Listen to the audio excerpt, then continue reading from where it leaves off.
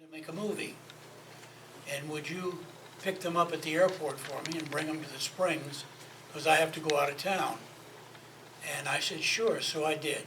I took them to the Springs, took them on the river cruise, and they saw the alligators and everything down the river, and they loved it.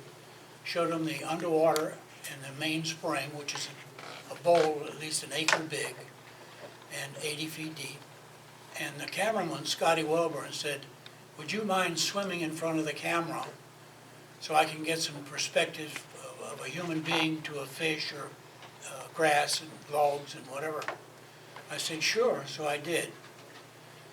And I took them back to the airport and they left. They were very happy with what they saw. About a week later, I got a call from Newt Perry again from the hotel. And he said, the people that were here are trying to reach you. And I gave him your phone number, so they'll be calling you. I said, okay. So I got a call from Jack Arnold about a week later. He turned out to be the director of the film. And he said, we like the way you swim. How would you like to be an underwater monster in the film we're making? I said, why not? So I went to California. They built the first suit. It was no good. It was too ugly. We built a second suit, which turned out to be the one we used in the movie.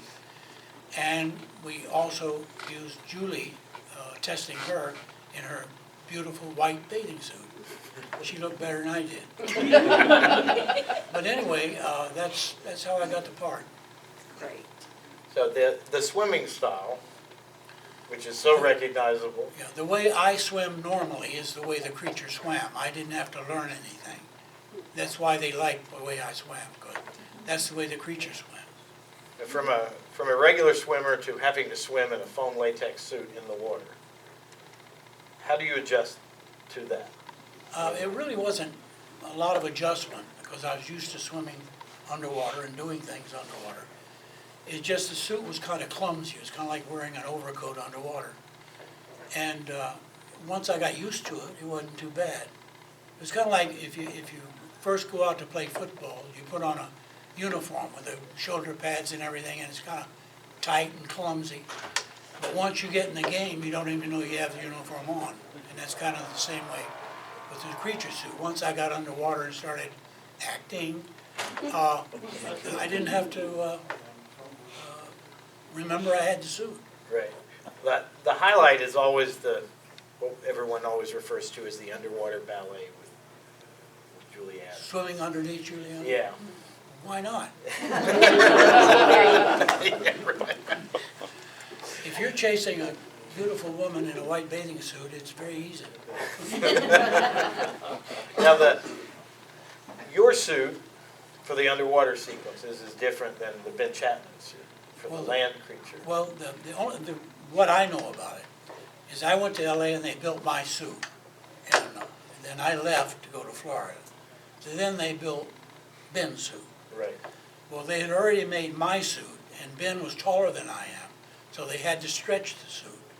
And so what they did was they used my molds, and they just added chest plates to make his suit fit better. Right.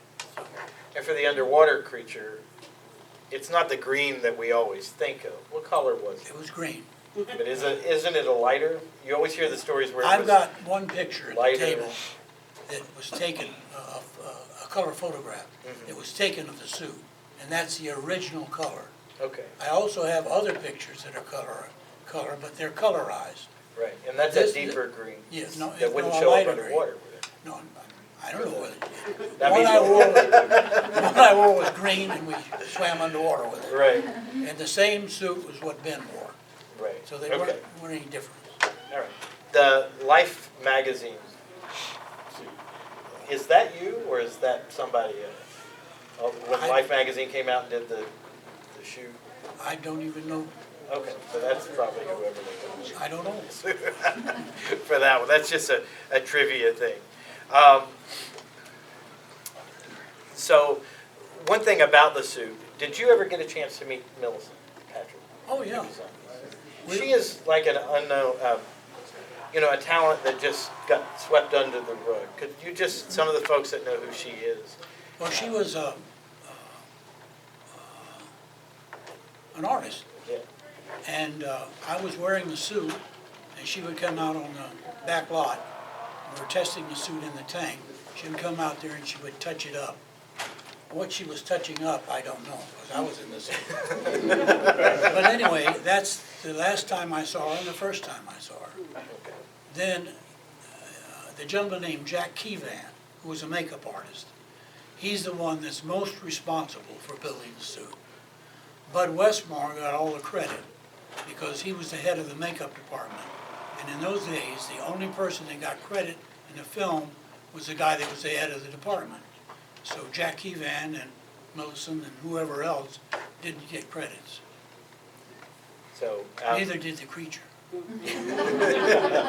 so from the last of the creature walks among us, and then you enter into the 60s for the monster craze. Were you ever aware of how popular during that period of time? Not at all. The movie was made and it was over with. And I went home. And I didn't hear anything about the movie again, after it was through being shown. It was about 20 years later.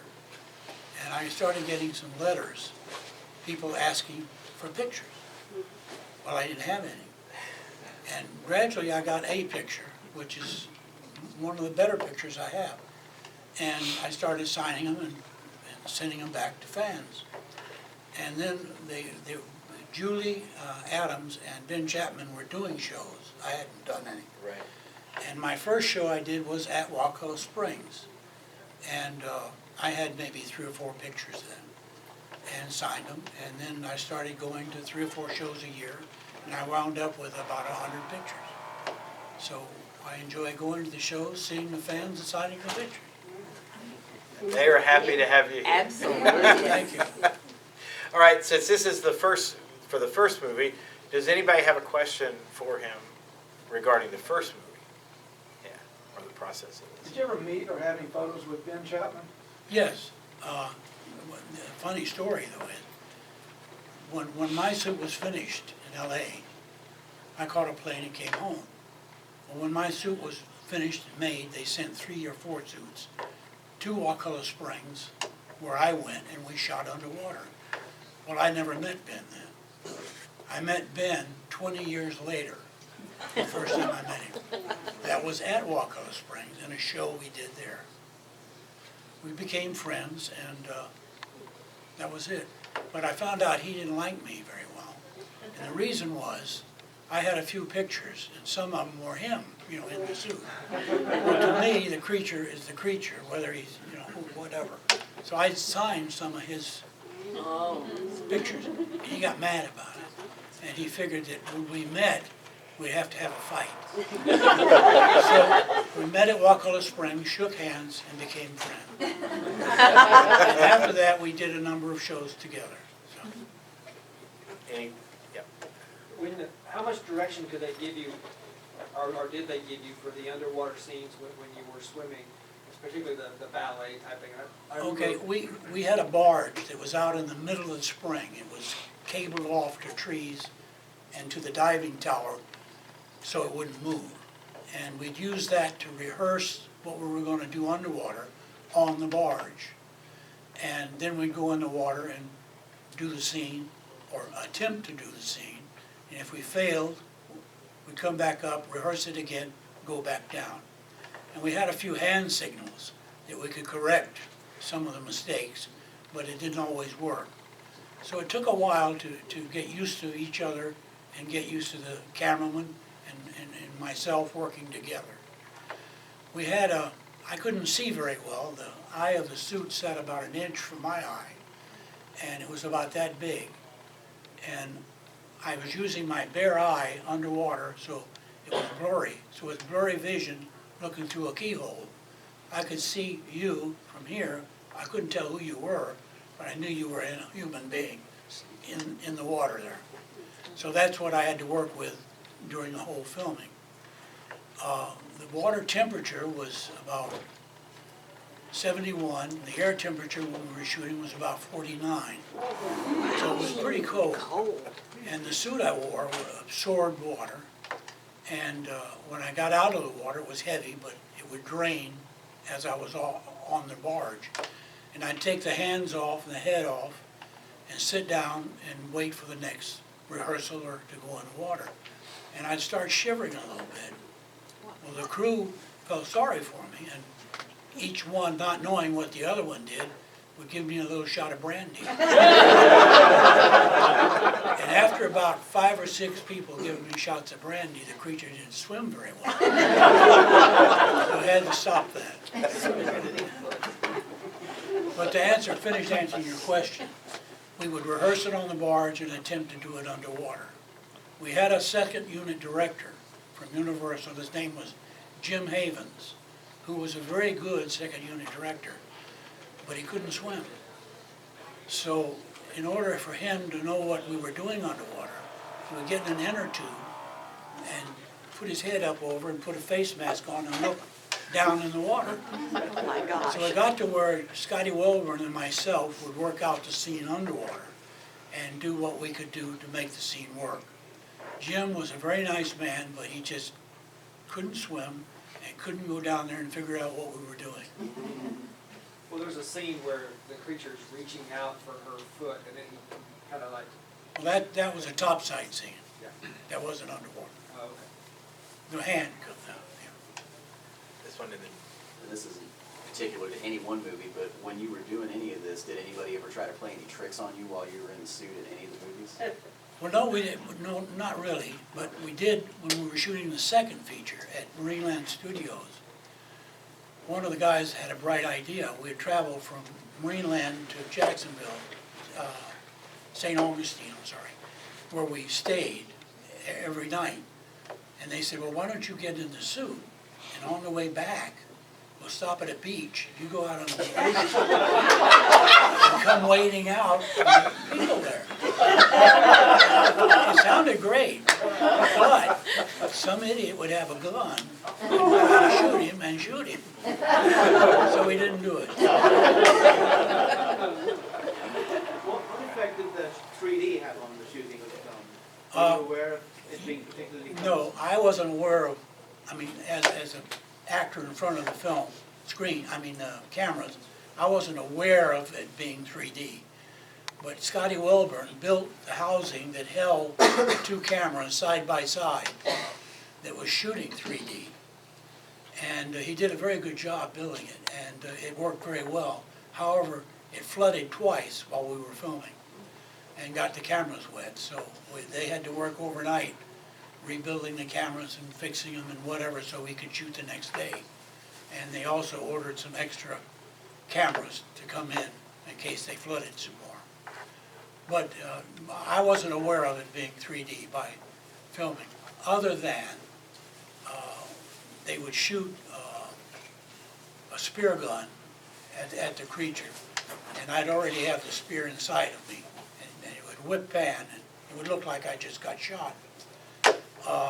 Some of that was purposely framed for 3D, or a hand reaching out, but that was the only things that were prepared to work with the camera in 3D.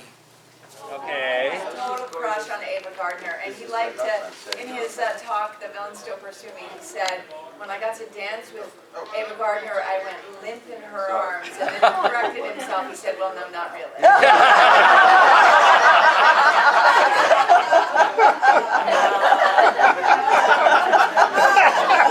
Quote of the year. And disliked a tall, angular gentleman who was on Law and Order. I'm not going to name names. I don't figure out who he was. He's still alive. He has a raspy voice. And for some reason, my dad said he was a very unpleasant person. And I really can't say that he ever said that about anyone. Wow. Yeah. So many The brunch. Show up and chow down. Show up and chow down. Price Art Museum at East Los Angeles College. He started it with my mom. They gave 90 pieces of art in the 1950s. And over their lifetimes, they gave 2,000 pieces of art to. Wow. It's a school that 35,000 students a semester go through, and it's a hands-on art collection. So they learn how to conserve, they learn how to curate. This is a school where Almost all of these kids are first generation college students. 70% Latino, mainly the rest Asian, kids who probably wouldn't have had access to art. And in the last 5 years, they built a $25 million LEED certified building. It's absolutely gorgeous. And our mission statement is to give shows to people who don't get shows otherwise. And we're getting, like big grants to do that. Getty grants. We're part of the big shows in LA called like LA Standard Time. And really it's about, that was his mission. He was a populist at heart, and he felt that art saved his life. It's going to save me time in my talk. I'll just whip through this other part. He felt like art saved his life. It got him out of St. Louis. It gave him a meaning and purpose in life. And in doing that,